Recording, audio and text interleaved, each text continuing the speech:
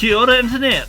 Hello and welcome to the Sky Bear Games podcast, episode 25.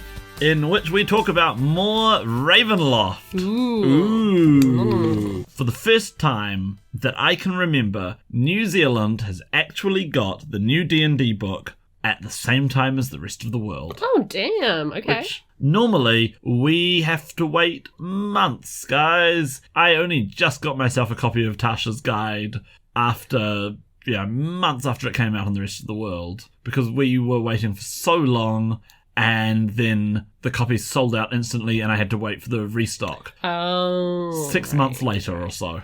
Uh-huh. So it was so amazing that one of our favourite campaign settings, not just did it get it adapted, but we managed to get our hands on it so fast. And we thought we would do a special episode with even more Ravenloft stuff, if you haven't heard enough Ravenloft from us already. I am so ready for this. So, James, what did you enjoy about Van Richten's Guide to Ravenloft? Virtually everything. Nice. This is just a wonderful, wonderful book. And I think it is the strongest campaign setting that they have put out. Ignoring the fact that I like Ravenloft, you like Ravenloft. Mm-hmm.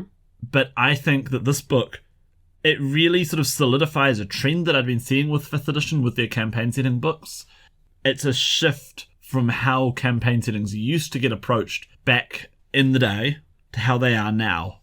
And what that shift is in the past, you would get a campaign setting that told you what Ravenloft was, or what Faerun was, or what Kryn was, or whatever, right? You would get, what is this place?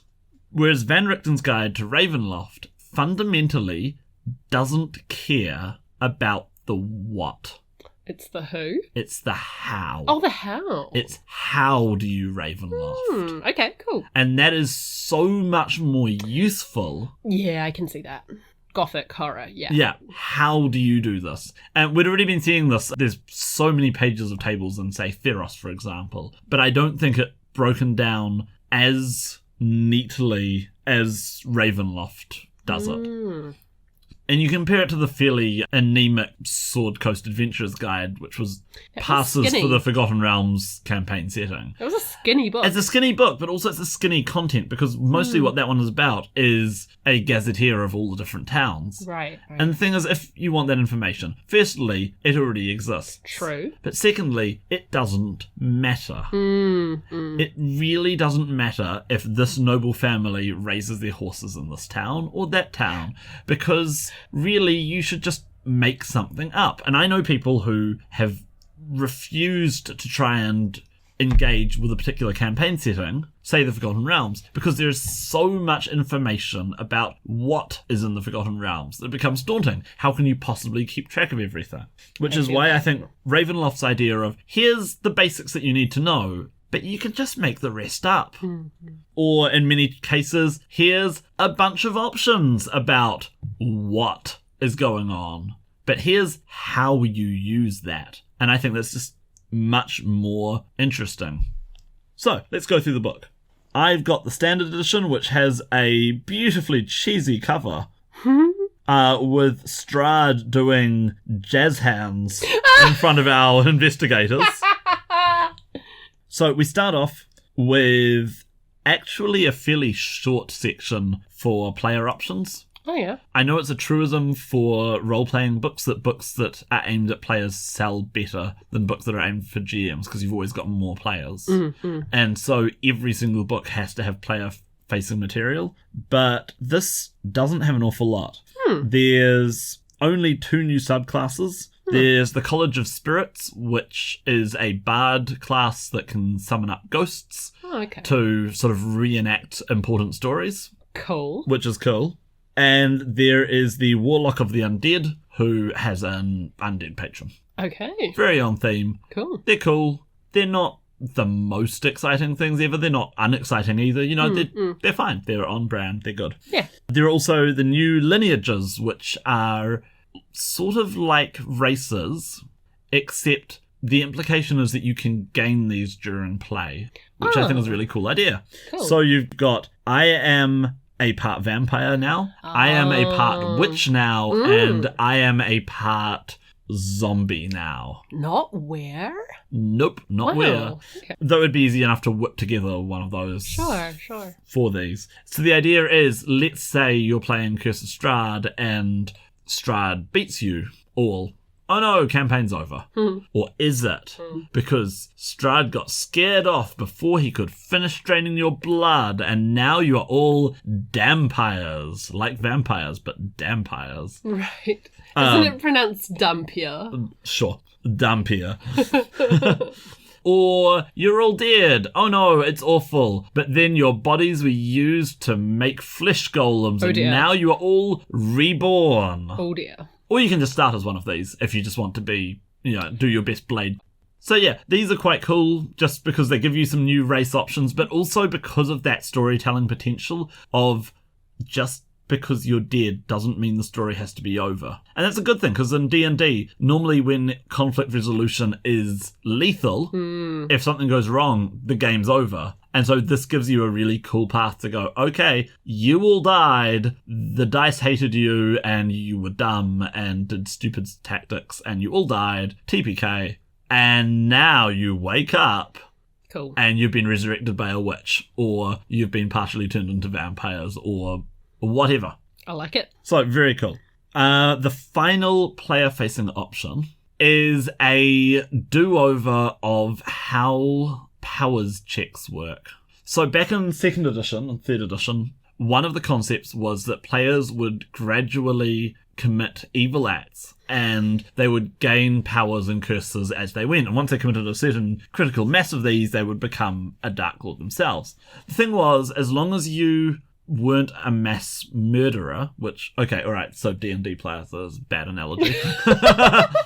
As long as you weren't an absolute a-hole, yeah, you could kind of just not engage with this section, because it was really all stick and no carrot.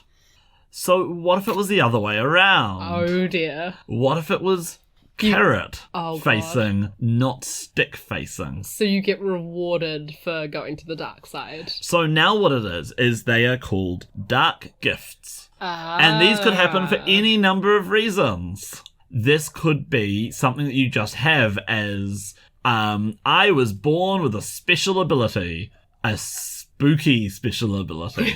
Or it could be, the dark powers tempted me and offered me this thing. Or I was cursed, and my curse manifests itself in this actually kind of cool way that's also got a drawback. And so what it is, like I said, instead of being a stick, it turns into a carrot. Here is the cool thing, and it's got built-in plot hooks. For example, what if your shadow could come alive? Whoa. And do things independently of you? But also, what if your shadow wanted to kill you? I was getting really excited because I was like, oh, that's like Facilier from Princess and the Frog. Yeah, it is. It's very Facilier from Princess and the Frog. Then again, I guess don't his shadows come and get him in the end? So in the end, they do, don't they? Yeah, that's appropriate. Yeah, your shadow might have a mind of its own and might try and do its own thing. Awesome. Love it. Brilliant. So much more interesting than doing it the old way, where it was the other way around. This is a bad thing that's happening to you and you should feel bad.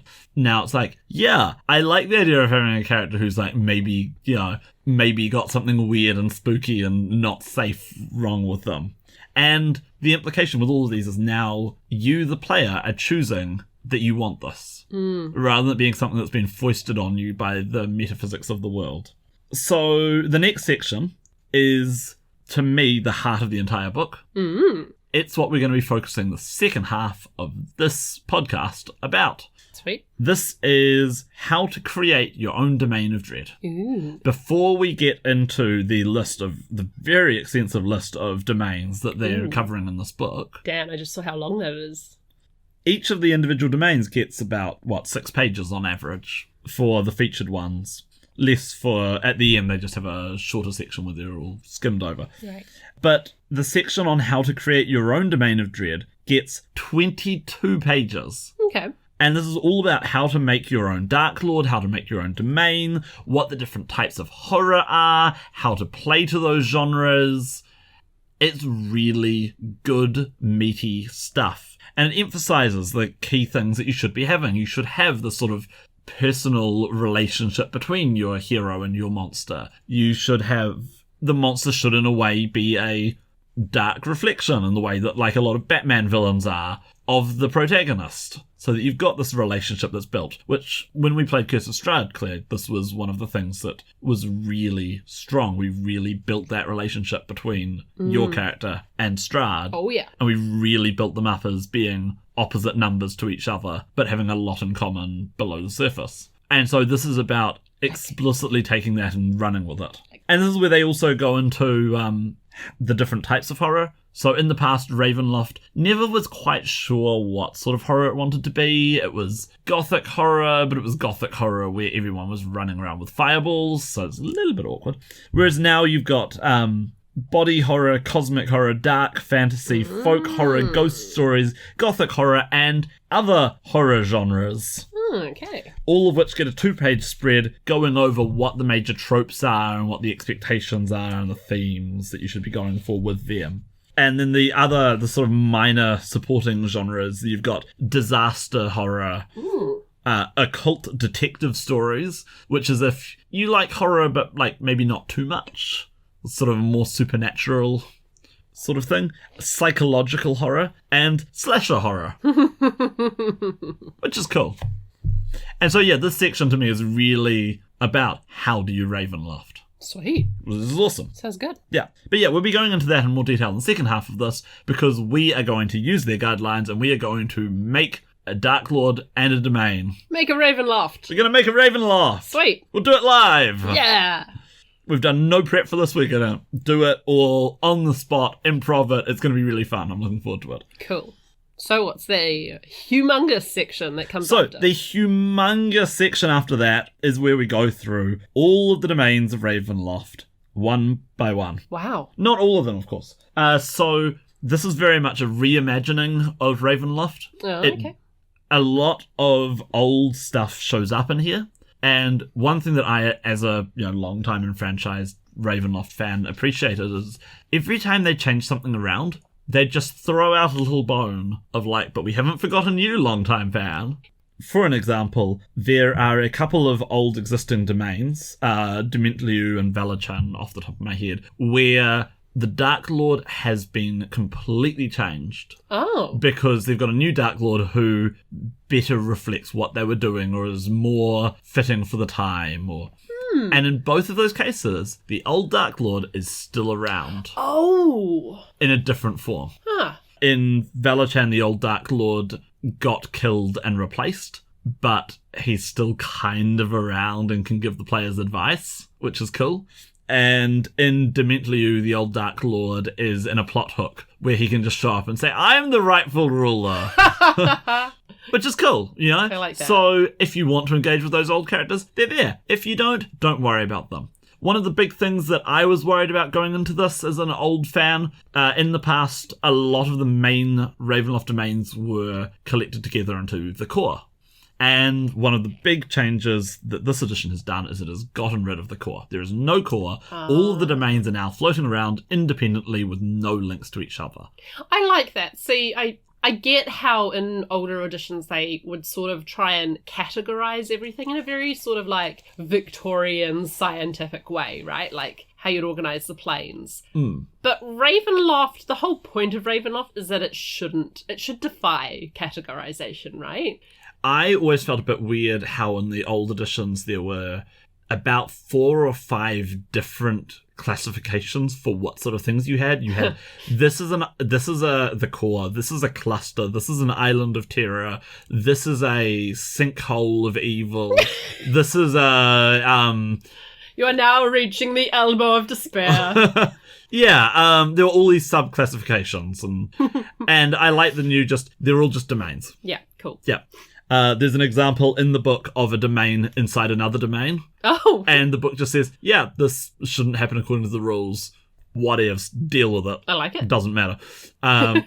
Which is true, it doesn't, and we don't really need to say, this is a sinkhole of evil, or this is a Is pocket, that actually pocket domain, or I can't remember the exact terminology for which one meant which, but was sinkhole of evil actually what it was called? I think that was a separate thing. I think that was for this is a location that's particularly evil. Also, pocket domain just makes me think of Polly Pocket. Do you remember those toys from the 90s? Yes. With old Ravenloft with the core, I always did feel a little bit weird about how it was a patchwork, how you'd cross this sort of imaginary line and then you'd be in a whole new place. Yeah, no. And how you had this focus on the whole thing. And I find that by breaking it up into individual domains, it means that you really focus in on this is what this place is about. Yeah. You can't just cross the border while the Darklord is distracted. You don't need to have the same thing about how the border is impassable and the Darklord can choose to turn it on and off. It sort of turns into here's an old Hollywood horror movie theme park. Players, please enter. Yeah, and clearly the intention that they've got now is that each of these domains isn't a place where you'll have an adventure. It's a place where you'll have an entire campaign just in that domain. Yeah, yeah. Some of them are clearly shorter ones. Some of them are longer. Some of them are lower levels. Some of them are clearly meant to be the high-level campaigns. But they're all meant to be like Curse of Strahd. Cool. That you would spend a significant amount of time in this place, going deep into it, and its themes. Also, a lot of the domains have been changed around with that change of focus from what is it to how do you. They've really been focused in on this is the sort of story that you tell in this domain. This is the sort of overarching narrative. And they'll give you lots of options about how you can do things, what's going on. So I have a question. Am I allowed to read this book? Yes. Okay. And actually, I know one of the things that you don't like in role-playing books, a lot of them can read like university textbooks. This one is one that I think you'd actually really like. That's why I want to read it. Because there's so many, this is a 6-page section. Read this domain, you're done. Yeah. And then just dig into another one the next night. I really like that. There's about 20 domains that get fleshed out in detail. And I think it's really cool how you can go, okay, my players like this sort of thing. They want this sort of just by the way, this is where we can mention that this book also really hammers home the need for having a session 0. Sweet. It gets brought up in Tasha's Guide to Everything, Tasha's Cauldron of Everything, that this is a good idea, but this book really says, sit down with your players, have a discussion. If you're going to do horror, the idea is that you want to scare the characters, not the players. So what sort of horror do they think is fun? What sort of horror do they think is kind of uncomfortable but safe? Because I think you can get a lot of good stuff in that range, but what stuff is too far? Yeah. And just leave that off the table. I like that. So, for example, we used to have the Horror on the Orient Express, which I was really excited for until I read it and I found there's a lot of body horror in it. And that's just not a genre that I want to do personally. Yeah. And so this book's idea of if you like body horror, these domains are good for it. And if you don't like body horror, try these ones instead. And that's really cool. I like that a lot. That is pretty sweet. Yeah. So, I'm just going to rattle off. I made a list of some of my favourite domains that I wanted to just shout out. And some of my favourite domains wound up being half of them. Oh, wow. So, that's pretty impressive. I noticed a lot of them are ones that I used to think were a bit lame in old Ravenloft. Which have just... Clearly the designers have done that same thing too, of going, okay, what is the story of this place? What is the story of you interacting with the Darklord, the themes, the variants of horror that get brought out? So the first one is Bluetspur, which is the Mind Flayer domain. Oh. I used to think this domain was stupid. Yeah. Because it was a literal place that was just over the border from Strahd. You could just walk down the road and then, oh, look, there's Mind Flayers just hanging out here. What? Now, it's like the alien abduction domain. Cool. You don't go to Bluetspur. No. Bluetspur happens to you, and then you wake up and find that you've got some strange scars that you can't explain. Oh, wow. Bluetspur is the weird flashback that you have I love it. Yeah. I love it. And so you'd build up to finally, or maybe, Bluetspur is the reason why you can't remember what happened last weekend. Or, Where would you go with that in a campaign? Well, they give you lots of ideas about where you can go with that. Okay. Yeah, because all of these are structured. They tell you some information about what's physically in the domain, which, not much. Then they tell you some information about who is the Dark Lord, what's their deal, what are they interested in, what are they thematically about, and then they give you some information about this is the sort of story that you can tell using this domain. I'm impressed by this format, by the sound of it. Yeah. So there's a table of 8 possible plot hooks. Sweet. But what they emphasize is that Bluetspur can be more chilling as a memory than as a new discovery.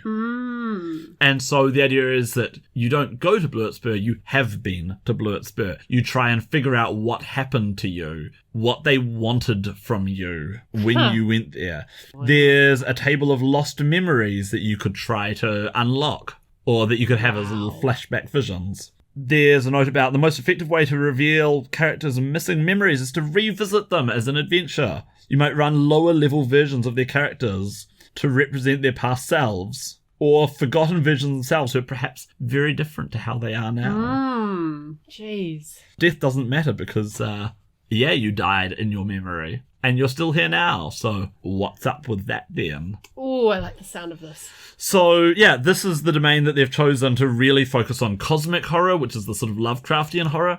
Also, I remember back in the day there were people who tried to make Bluetspur cool, and one of the ideas was that it was a place that you couldn't just walk to. It was like a psychic domain that was just sort of out of reach. And this was an idea that was in the Kargatanes, one of their netbooks. The Kargatane were the big fan site back in the day. They were so good at what they did that they became the writers for 3rd edition. I love that.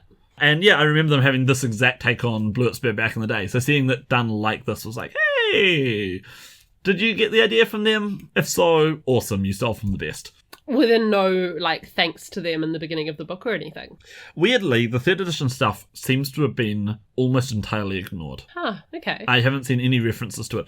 So one of the things I was going to say, actually, is this does seem to tie into the old 2nd edition meta plot. One of the bones that they throw in this edition of Ravenloft is there's quite a few hints that there is a hidden meta plot that connects up to 2nd edition's meta plot. Which is awesome. Lit. And, Claire, after our last episodes, if you had to guess which character is responsible for breaking Ravenloft. I'll get you, Strahd! It's me, Azalin! Yep, it's Azalin. And hey, actually that segues me perfectly into the next domain, which is Darkon. Darkon back in the day was just the Forgotten Realms, but scary. It had this whole thing with memories and how if you went there it would overwrite your memories so that you believed you were a native. And that's pretty scary. You can tell cool stories with that. But most of the time it was just the place where you could find elves and dwarves just living normally. It was the place that was, compared to the rest of Ravenloft, which is pretty awful, it was the place that was just kind of normal. Dark fantasy-ish. Yeah, a little bit more dark fantasy rather than full-on misery horror like some of the other domains. Which always made it a little bit generic. Azalin, awesome. Always loved Azalin. The most proactive person in Ravenloft. Darkon, not so much. Was it his domain? Yeah. Oh. He got the biggest domain.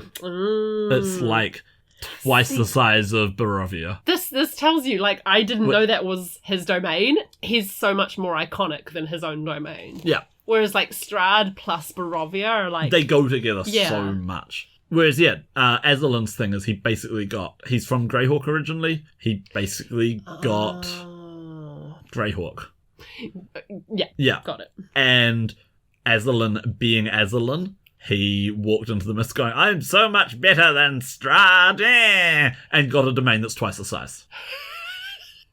It's the biggest domain in all of Ravenloft. Or it was, because it's changed completely in 5th edition. It's now the Disaster Horror Domain. Huh. It has broken up into 4 chunks which are slowly getting eaten by the mists in the style of the Neverending Story. Ho!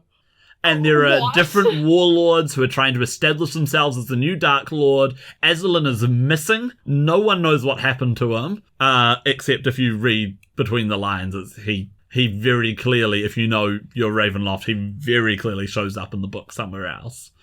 And the plot is it gives you a few options about what's going on, but the plot is very much save Darkon as it gets slowly destroyed. I love it. Possibly by making Aslan come back and become king again. And he's not going to like that. Yes. I love it. Yeah. But yeah, there's a few hints in here that the domains were actually all connected like they were back in 2nd edition. And the point of separation is the Hour of Ascension. Back in 2nd edition, this was a ritual that Aslan did to become a demi-lich. And it blew up in his face and exploded his essence across the plane. In this version, it seems to have worked. There's a few hints that everyone knows the same language across all the domains. Why is that? Everyone's calendar dates to the exact same year. Why is that? And I take it as a hint that, like, they were connected. Aslan's ritual, not just did it explode Darkon, it exploded all of Ravenloft. Cool. Which is exactly the sort of rubbish that Aslan should be getting up to. Totally. So if you are somebody who cares about having the core, then it's really easy to just say, well, it was the core and you can put it back together again once Aslan is done running around thinking that he's won this time. Because we all know he hasn't won this time. Anyway, I'll get you! That's Darkon.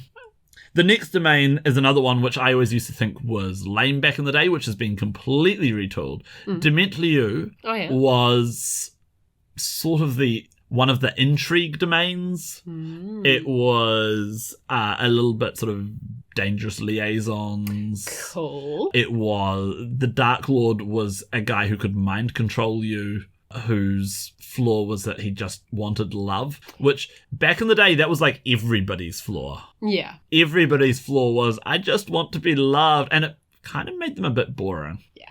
This is now the Cinderella Domain. Huh. The evil Cinderella Domain, crossed with the Mask of the Red Death. Huh.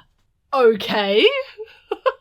Which is just such a preposterous idea that I can't help but love it. Yeah. So the idea here is that... Very camp.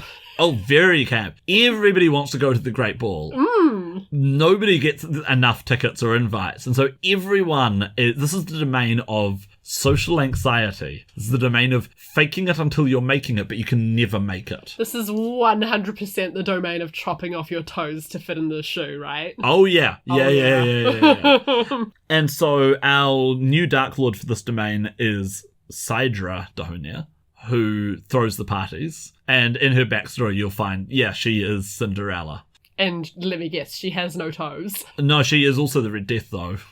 Now, you have to explain that to me, because So the Mask of the Red Death is a Edgar Allan Poe story about nobles who throw this big party while there's this horrible plague going on outside, and they party to avoid the plague, and then at the stroke of midnight, suddenly a new guest comes in, and it's the Red Death, and everyone in the party dies horribly. Wow. And the disease has made its way in. Yeah, she is now the Red Death. So her role is she's the ultimate imposter because she is just the scullery girl who snuck into the party and just happened to sort of luck out and fake it. And she's terrified of people finding out that she's no one. And so she's become super judgy and critical of other people who aren't in the right place. And so she'll show up and then she'll go, your clothes and in disrepair. You are not meant to be at this party. Do you even have an invitation? And then she'll disintegrate them. Whoa! Yep.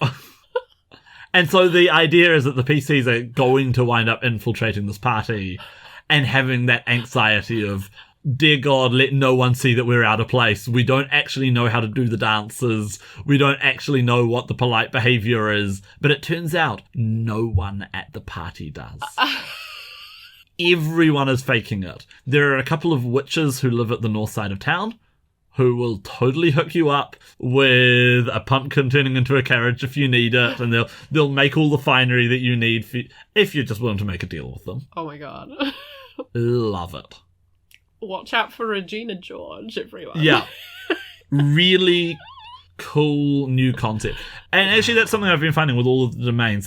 They are so much more laser focused at this is what you're doing. This is what's going on. Damn. The next domain was another one of my least favourites of all time, which I now think is ridiculously cool, because it's a domain where the Darklord is the good guy, who's going to become your best friend as soon as you go on. Is this Darkon Lucas? No, it's not Darkon Lucas. I actually left him off my list of domains that I like, because I liked him before, yeah. I like him now, he's pretty much the same. His curse has changed slightly. Instead of being in charge of the biggest backwater in the core, which doesn't work when there is no core anymore, his thing now is everybody thinks that he died 20 years ago. And everyone's like, oh yeah, your music was really great back in the day. And he's like, but I'm still active. Which, like, as a creative, is like, yeah, I get that. Yeah. It's like everyone going, wow, this Paul McCartney guy will get a real boost to his career. Recording with Kanye. So, no, the next domain is Falcovir. Okay. Back in the day, Falcovir was the worst place in all of Ravenloft. It's just utterly horrible. This is a Holocaust domain, right? It was the Holocaust domain. Yeah. There was no reason to go here. It was just awful. The villains were just appallingly evil. There was no supernatural things going on. This was just the horrors that humans can do to each other. Ugh. But there's no story in that. No. And Vlad Drakov's curse was that he could never win a war. And so he'd always go off and invade his neighbours, all of whom were ridiculously weak compared to him. His army was just better than he was a better general, and every single time it would go wrong, blow up in his face. Okay. Most famously when he went and invaded Darkon after Aslan blew himself up, and Aslan's zombies raised themselves up. That's right. Even without Aslan, and chased him off. So, those zombies have been dumped into Falcovir now. Oh. Falcovir is now a horrible, brutal police state because it's the zombie apocalypse. Oh, that's clever. Yeah. So when you enter this domain, you go, oh, it's the zombie apocalypse domain. Yes, there's this brutal warlord who's actually managing to hang in there when everybody goes, oh, this is impossible, we can't possibly win. And every time, Vladiska Drakov, she's been changed to being a woman now. Okay. Because there really were not... Every single Darklord was either a boy or a sexy femme fatale. They've changed it around so that you've got slightly better gender balance, which is good. Right. Anyway, so she actually gets a chance to be an awesome general now. Cool. She actually gets a reason to have this incredibly oppressive domain without it being cartoonishly oppressive like the old version was. Sure. Because there has to be military rationing. There has to be military order. And it makes the point here to defeat the just army after army after army of zombies that winds up coming out of the mists and invading. She will wind up having to do things like sacrificing people's lives to lure zombies into a trap and kill them. That is very interesting. Zombies are often used as a metaphor for the invading people who are not welcome in a nationalist sense. Wait, are you about to tell me that this... So there's a twist. Oh, damn! It's not quite the twist that you're expecting. What? But it's the twist that makes it all personal. And it's the twist that turns her from hard woman making hard choices into a Darklord. Okay. And this is the secret that the players will find out at some point. The zombies don't care about the domain. They're not after the domain. They're after exactly one person. Oh. And if she just ran away, the zombies would chase her and leave everyone else alone. Because every single one of them is someone that she's responsible for the death of. And every single time she sacrifices her own population to buy another day against the zombies, she knows that those people, their faces are going to be the next ones coming in. All she has to do is give up and she could save everyone. But she can't do that. And that's why I like Falcovir now. I got nothing. It completely changes the domain, but by just taking things that were already there and just shoving them into the foreground, making it a narrative, she's going to wind up being the big good guy for your heroes until they learn that everything that's happening is her fault. Love it. Wow. The next domain I got to shout out, I actually laughed when I saw that this domain was getting covered, because back in the day, Ekath was the worst domain in all of Ravenloft. What's worse than Holocaust Domain? Racist stereotype domain. Yikes. What happened? So Ekath was the Chinese domain. Oh, no. Okay. And it's so awful. It is in... Is it in the Darklords or the Islands of... It's one of the old second edition supplements. And it's ridiculously high level, and it's just a bunch of Chinese stereotypes with evil Chinese woman Darklord with no real personality or flavour to the domain beyond it's China. Okay. And it was just appalling and everyone ignored it. And it's back. Okay. And really cool now. Okay, how do you redeem? By basically throwing the entire domain out and starting again from scratch is the answer. Okay. But yeah, now it's the anxiety of social planning, the domain. Okay. In which Xiang Chang, the Dark Lord, is obsessed with town planning. And there's a split between the sort of crushing reality of the real world and the beautiful world that she's building in everyone's dreams as people get co-opted and sucked into the dreams and build this city for her. But she can never be satisfied with what she's building, and it's just a really different sort of story. And you get to draw in... There's a lot of Chinese folklore in it as well. I'm not in a place to judge how accurately it's being used, but it feels a hell of a lot more respectful than the old version. Right. Interesting. So, interesting. Yeah. The next domain... Is it too soon for Rishimulo? Rishimulo was the Were-Rat domain back in the day. And it is now the horror of lockdowns. Ooh. The whole domain is swarming with disease, and every city is always in some stage of lockdown. And it's the Black Death, but more than that, really, for the modern age, it's the COVID domain. Oh. It's the horror of going into lockdowns. It's the horror of the people who don't want to go into lockdowns. It's the horror of going slowly mad in isolation at home. I enjoyed the first lockdown. I really enjoyed the first lockdown too. It was really productive. But then after that, our baby became a toddler and suddenly... It was the lockdown where it was pouring with rain so we couldn't go outside, and you were horribly sick so you couldn't do anything. And it was one of the February ones, yeah. And our son was... Suddenly they couldn't understand why he couldn't go anywhere, why we couldn't even go outside into the garden to play, because it was really pouring, why Mummy was just lying in bed all day, and he was really upset. That was the one that happened this February. Yeah. Yeah. And that one wasn't fun. Oh. That one really wasn't fun. So the horror domain of that. Yeah. Fun. Anyway, Tempest used to be the sort of evil fairy tale domain. Oh, yeah. And I noticed the evil fairy tales are actually still there. All the fairies have just been moved to living under a mountain. But it's now the evil folklore domain. Ah. What's that horror movie that came out recently where they all go to a nice Scandinavian village, but it's actually awful? Midsummer? Yeah, it's that. Okay. Which I like just because I like how that's a different sort of horror again. And Valachan, which was the sort of steamy jungle domain with the blaxploitation vampire villain. Yeah. Literally an animal that got turned into a black man. what used to be the Darklord. Oh. But he was a vampire. Yeah. Which is just a little...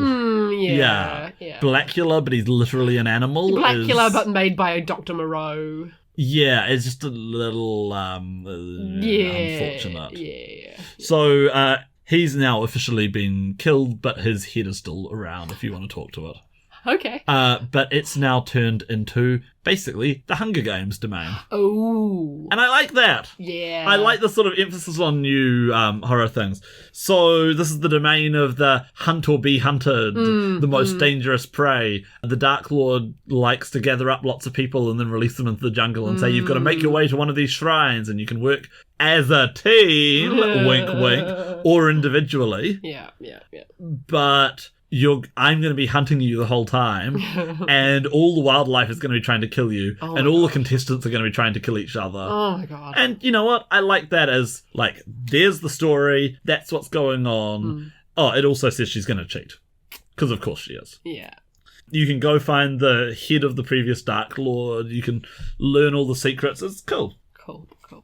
And then the final one I want to shout out to is one of the smaller ones. There's a whole bunch of domains which they just do throwaway references to. They're like less than a page. The first Eberron domain, which is cool. Because one of the things back in the day was that you'd have, this is the domain that is from Forgotten Realms, this is the domain that's from Dark Sun, this is the domain that's from... The Dark Sun domain was pretty much just Dark Sun. Because Dark Sun is so tough already. Absolutely. Yeah, you already had authoritarian rulers with godlike powers. You already had hellish death world. Getting eaten. Yeah. Anyway, so what you've got now is the last train that was going to leave Sire, which you might remember from when we played a bit of Eberron. Sire was one of the 5 kingdoms. It's the one that blew themselves up and nobody knows why. Yeah. So... It's like ghost nuclear train or something. Damn. It's a little bit Snowpiercer too. Yeah. It's the ghost train. So this is basically, what if people knew that something was up? Maybe. Everybody was getting on this train. That was the last train out of Sire. Yeah. And then a mysterious passenger, who's never identified, is very much left open to the DM to put in whoever would work best for what they're doing. A mysterious passenger ordered the train to be stopped so that they could get on. And because of that person, because of the mystery passenger, the train was unable to leave on time. And that person doomed everyone on the train, and now it's a ghost train. Anyway, so after this we get a couple of new NPC groups. Oh. The Keepers of the Feather are your sort of dilettante occultists. The Vistani get a new write-up where they are slightly less stereotypically evil gypsies. Yeah. And get treated like actual people, which is nice. Okay. There's some write-ups of some NPCs. Furan Zalhonen, who are you? Mysterious man who says in another life he might have been a wizard king, who has a ridiculous knowledge of the domains, who travels from the domain to domain, but says that if he were to ever enter the mist on his own, he would get lost in some way, who's got a grudge against Strahd. Who could you be? I love him. Anyway, from there we go into another section on how to run horror, how to do a good horror adventure. This is where they really talk about the session 0 and about what works for your players and techniques that you can do to have good horror sessions. And this is also where they have an adventure, which we're not going to talk about too much because I'm going to run it for Claire. Yes! But the short version is it's a haunted house. It's quite Haunting of Hill House. Sweet! Which is awesome. Oh, damn. It's got a new gimmick to replace the Tarocca cards from Curse of Strahd. This one uses a Ouija board. And it also has got options for how to change it around. Cool. So that you could actually run it. You get one of 3 possible allies drawn from the NPCs from the previous chapter. Cool. Well, sets of allies, because you get 2 of them. You get a pair. Okay. And you get one of 3 ghosts in the house that you interact with, which gives you a unique storyline. Of course, when we do it, I'm going to try and make you get all 3 of them at once, but we'll see how that works. But yeah, that's cool. I like that. I like how they've put that sort of variation into it. I wish there was some way that you could actually use a spirit board with the players so that they determine which ghost it is, which would be very Ravenloft. But it's still cool that this is an adventure which can be varied up.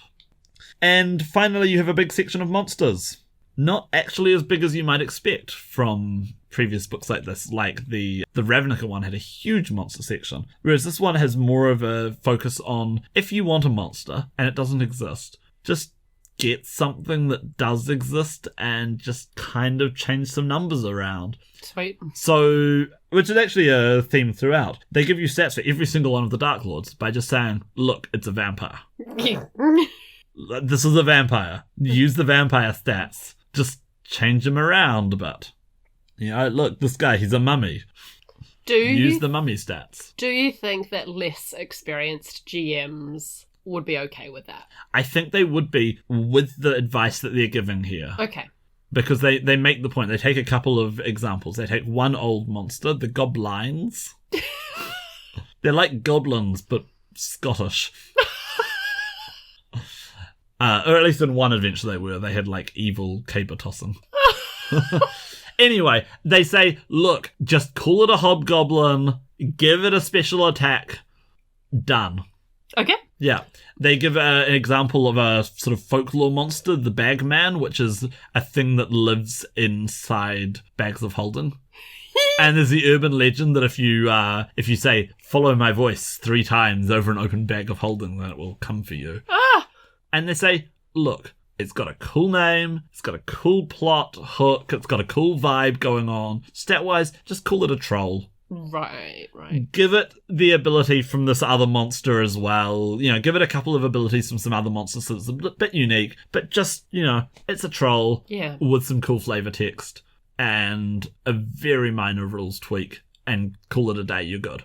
This is cool. It's like they're saying treat all monsters like this is a toolkit. Yeah, and I like that a lot. It's cool. So a lot of the monsters that they include are ones that are a little bit unique or interesting. So you get the body snatcher plants. You get this serial killers, which I really liked. You get 2 different serial killers. One is the slasher with a knife, so you sort of Jack the Ripper, or is it Scream is the one with the guy with the mask and the knife? Yeah. And then you get another one which is really clearly Jason from Friday the 13th. Right. With the special ability to grab bits of the scenery and turn them into weapons. And so yeah, that's everything that's in the book. Sweet. And I think I've been raving enough about why it's awesome the whole way through. I do have a couple of things that I didn't like in it. Go on. But they're really minor. Go on. One of them is, at least in my copy, a lot of the art is just a bit too dark. Oh, that's a shame. There's dark art for the sake of horror, you know, where you want it atmospheric, but a lot of this, it just was obscured and hard to see what was going on. I wonder if it's the same for every copy, or if it's like with magic cards. We've certainly seen some packs of magic cards, you get ones that are over-inked. Over-inked, yes. I almost wonder if you've got an over-inked copy, or who can say. My other thing that I don't like, really don't like, is the Priests of Asibus, which is yet another retcon to Strahd's backstory. That guy's got a lot of retcons. He's got a lot of retcons. And one of the things is I feel like every single retcon weakens the story. Absolutely. Because the core story for Strahd is a good person does something really monstrous and is cursed. That's his story, right? At one point he was a good person. Yeah. But like that's Strahd's key story is like... Sure. Yeah. Is he made these decisions. He did these actions. He is responsible for his fate. Yeah. That's the important thing for Strahd. Which means that every single time when you get someone else influencing Strahd or being responsible for his actions...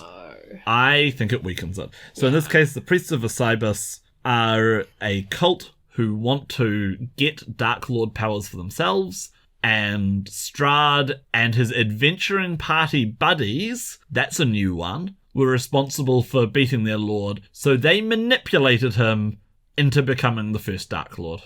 I just don't like it. I don't like it either. What's the point? Yeah. They're sort of meant to be overarching villains, so that if you're doing a campaign where you are hopping from one domain to another, they can be in multiple domains as well. Sure. And I think that, that's a valid way of doing things. But I just really don't like the backstory of, we were responsible for Strahd, or we made Strahd happen. It just weakens Strahd. Yeah. If he's just some guy who got manipulated. Yeah. I also feel a bit weird about the whole, now he's got an adventuring party that he was with, and as opposed to his previous, I fought a war and sacrificed my youth for it. It's just a bit weird. Don't like it. Anyway, that's my review of the book. I think it is the strongest book. I think it's the best book that they've done for 5th edition so far. Cool. Of supplements, not counting adventures. Then again, I think Curse of Strahd is the best adventure that they've done so far, which is why this book exists. But yeah, I really like the focus on things that you can actually sit down and take away for your table, good GM tips, some good player options. Obviously, if you're wanting a player-facing book, this isn't it. But if you're wanting... But you did just have Tasha come out. Yeah. If you're wanting a player-focused book, then you really want Xanathar's Guide or Tasha's Guide. But if you're wanting a DM-facing book, I think this is the best one after the Dungeon Master Guide. Sweet. Let's make a Darklord. Let's make a Darklord. Let's make a Darklord.